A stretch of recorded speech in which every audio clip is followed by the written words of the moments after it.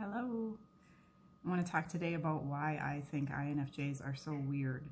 And I've been called weird my whole life. I've felt weird my whole life. I'm sure you guys would say the same. Some people say we're, not from planet Earth. Some people say we're aliens, whatever.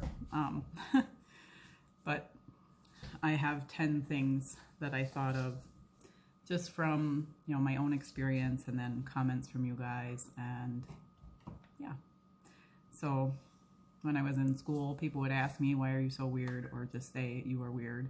My husband has always called me an eccentric little weirdo, which is a term of love for me. Oh, if you can see little Alice, our little feral kitten. She's not so feral anymore, but she's trying to peek into the frame here. All right, we'll start. I have 10 things of why INFJs are so weird. We see things differently. We tend to see the big picture of things. We see all sides of a situation. We see all sides of everything. We see everything all at once. Rather than seeing the tiny details or getting hung up on little things, we see the whole big picture. We prefer to talk about detailed things. Small talk is like death. We would prefer to talk about some weird conspiracy theory or how we feel about life and death and religion, or I don't really like to talk about politics, but things like that. We prefer to talk about things that have great detail, things that interest us, that we get excited about, rather than the weather, what we're having for dinner, what we did for chores. We like to talk about things that are very detailed and involved and would last a long time in conversation. And I noticed that in your comments that, they're not just quick comments, they're long, detailed things that make me think, and I think that's really awesome. We get lost in the beauty of something, and for me, the beauty of things that some people wouldn't necessarily find beautiful, I can get lost in. They say you can't see the forest for the trees. I feel like I can't see the trees for the forest. I get lost in the huge expanse of what something is. In the springtime when the birds are singing outside, I can get lost in the sound of how jubilant they are singing and how excited they are for spring, and I can just get back into my mind with that sound. I can get lost in the color of the sky and kind of lose sense of reality just looking at this huge piece of sky and how beautiful it is. Or there's a huge field of flowers and I can get lost in just this one tiny little bloom and how beautiful it is. We see into people's souls. My husband thinks that I am a little bit conceited when I say this, but when we speak to a person, look at a person, we can see into their soul. We can see what is really going on. We see past the surface mask that people put on, and I put on a mask to go out in public too, but we can see what's really going on with a person. We live in our heads. I've kind of explained it as I have an inner world and an outer world, and I would prefer to stay in the inner world. Things make sense in there. We can go into that la la land, as I call it, and see and imagine and understand and work things out. And we live a lot in our heads. We can be passionately involved and then run away. We can, I have been, very involved with planning an event or organizing something or working on something or having a relationship with a friend, and want to be all in and work to do this thing because it's bringing me joy. And then I get overwhelmed and exhausted, so then I run away. And it's like, what happened to you? Where did you go? You just disappeared, you know, you ghosted me, as they say. We are dreamers. Yeah, we do a lot of daydreaming. I get lost in that la la land in my head. This goes along with living inside your head.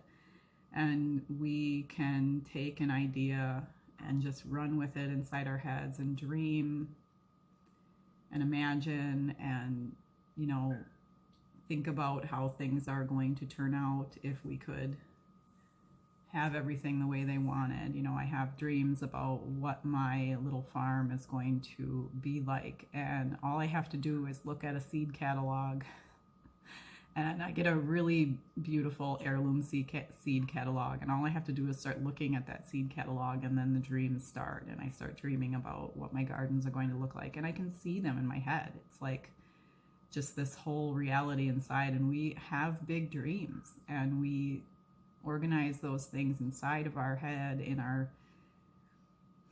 I always just call it la la land because I don't know the, you know, cognitive term for it, but we can just get lost in those dreams, and we have such big plans and ideas. We absorb and feel everyone's emotions. I used to say I can feel people's feelings. You know, I can walk into a room and know that, you know, she's sad, he's angry, she's jealous, this one's happy, that one's really struggling. And I've learned to love this characteristic, but it is a weird thing. You know, it's really difficult to explain. How can, you know, a person pick up on someone's emotions and be able to pinpoint exactly what they're feeling, even if they don't recognize it themselves? And this can come as an irritation to my husband if I point it out to him. We somehow know what's going to happen. And this is that introverted intuition, which for me is a God-given gift to, you know, we recognize patterns in behavior. We recognize people's feelings, and we can almost predict what is going to turn, how something is going to turn out. We almost know ahead of time, like, oh, that's going to fall. Oh, that person is going to do this thing. And it's a really complicated thing to explain, but, you know, we recognize patterns. Our brain kind of gets tipped off to what's happening and how things are going to work out, and we know somehow ahead of time what's going to happen.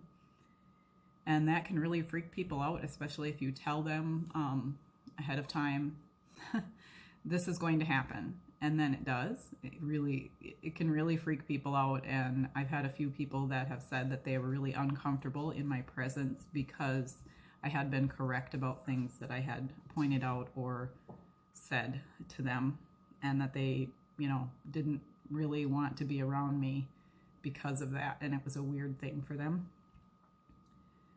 And then the last thing I have on this list is we have deeply held beliefs and values. And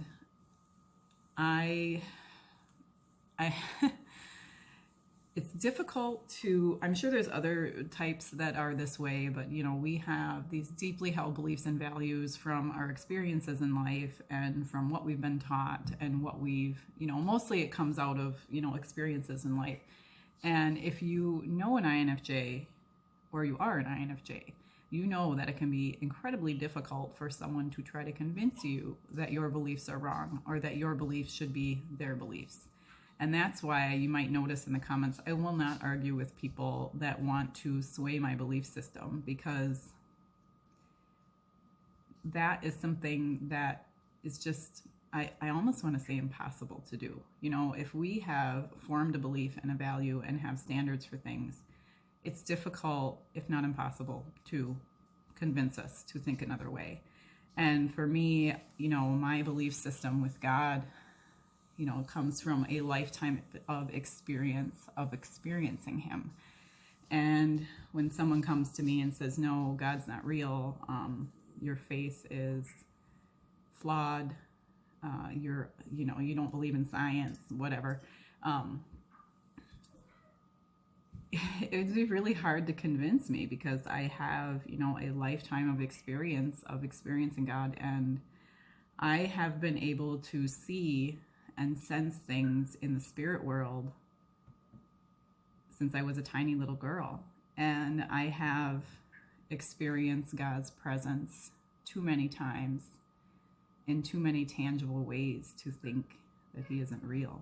And I've seen, I've seen and experienced too much. And I know that I know that I know that what I believe and my values and opinions are right for me. And everyone has to work that out. And that's why we have free will, and that's why we have our own convictions and our own standards. But if I've left anything out of this list, I'd really like in the comments for you guys to add it. If you think you want to add a little bit more to what I said. But this is, why I think INFJs are so weird, why the world looks at us, and if they have, interaction with us, that we are just weird.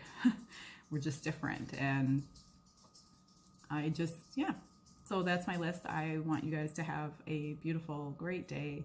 And I kind of like being weird. Love your weirdness, guys. We are created this way, and we are made this way on purpose, for a purpose. Live and love out of the way you were created. Thank you so much.